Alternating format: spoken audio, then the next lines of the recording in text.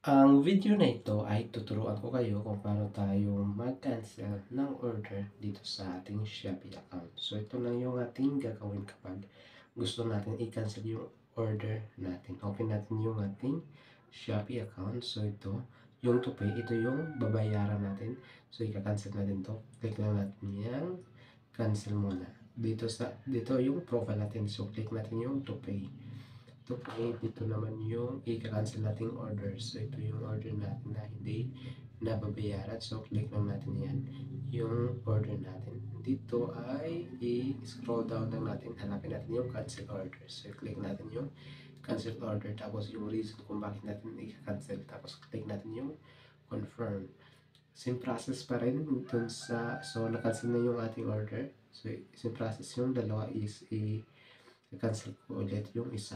Yung ito, i-cancel ko ulit itong battery. So, ito yung order natin.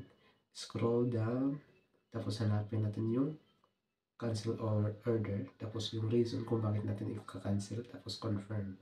So, ganun lang yung process kung paano tayo mag-cancel ng order. So, ito yung na-cancel natin order sa Shopee account. So, ito yung lahat ng order natin dito. So, na-cancel na successful na cancel na yung ating order sa Shopee. So, ganun lang kasimple kung paano tayo mag-cancel ng order dito sa ating Shopee account.